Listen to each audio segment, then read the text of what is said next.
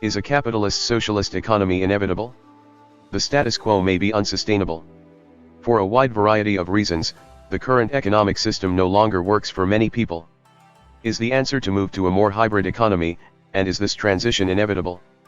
There are a number of economic problems facing our society. Income inequality, both within and between nations, is rising to levels seen in the 14th century. The side effects of many industries, such as pollution, exploitation, and other social harms, continue to devastate large parts of the world. And an increasing number of people are having trouble making ends meet while being surrounded by material wealth. As the debate around these problems and potential solutions continues, it begs the question, is a capitalist-socialist economy inevitable?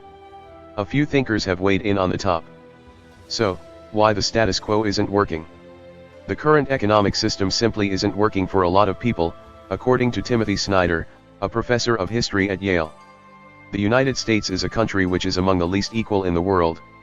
According to Credit Suisse, which is a Swiss bank and not some kind of crazy left-wing organization, we are second in the world in wealth inequality after the Russian Federation. In the United States since the 1980s, basically 90% of the American population has seen no improvement in either wealth or income. Almost all of the improvement in wealth and income has been in the top 10%, and most of that's been in the top 1%, and most of that has been in the top 0.1%, and most of that has been in the top 0.01%, which means that not only are people not moving forward objectively, but the way they experience the world, and this is very powerful, is that other people are on top. That the economy isn't working for everyone isn't a new idea. Still, according to author Anand Giridharadas, the notion that markets would fix all has been pushed even when the evidence against it is at hand.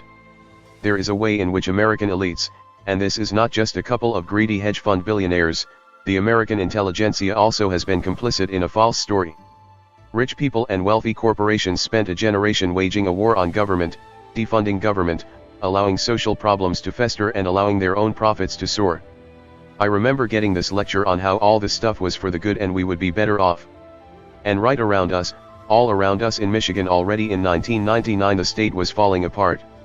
Dr. Yanis Varoufakis, former Minister of Finance for Greece and currently a left-wing member of that nation's parliament, said that the failures of our current system affect everybody.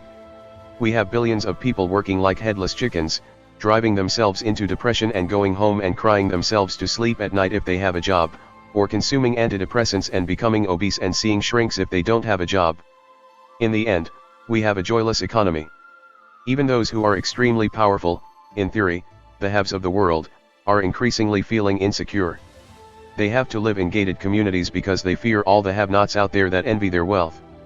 In the end, we have developed fantastic means of escaping need and escaping want which we are not putting to good use because, in the end, we are developing new forms of depravity and deprivation and universalized depression, psychological depression, which is incongruent with our fantastic advances at the technological level. So, now that we're discussing alternatives to neoliberalism, what options are on the table? The current economic system favored by most industrialized countries is the mixed economy. This is best described as a capitalist system with elements of a planned economy thrown in. It's nothing new, versions of it predate Rome. The question being debated in most countries is not whether there should be a mixture of markets and state intervention but rather what that mixture should be.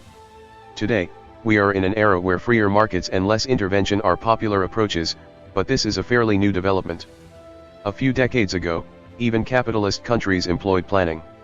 For example, in France, the government guided the market-centered economy through the use of indicative planning, a type of economic planning in which the government sets general targets and priorities for economic development but does not directly control the production and distribution of goods and services. This policy was in effect for decades now, known as the 30 Glorious Years. Similar policies existed in Japan and India. In the Nordic countries and China, the state owns or controls a large share of many enterprises. In Norway, the oil industry is owned by the government and actively invests in other companies. While state ownership has declined in Scandinavia, the various national governments still own many businesses across many industries. In the southern United States, the federal government still owns and operates the Tennessee Valley Authority. Even the more market-oriented countries rely on state interventions such as regulation, welfare, and macroeconomic policy to correct market failures. Moving to a model with more intervention would be fairly easy in terms of policy implementation. We've done it before, it is merely a question of if we want to again. Most major economies today are operating on a blend of capitalism and socialism. Given the problems many industrial economies face today, a reevaluation of which blend we are using may well be in order. Some call for market socialism. Others have pushed for a reimagination of how we approach economics. Also calling for increased social services, such as improved public education. Whatever we pick, we'd do well to remember the words of former Chinese leader Deng Xiaoping: "It doesn't matter if a cat is black or white, so long as it catches mice."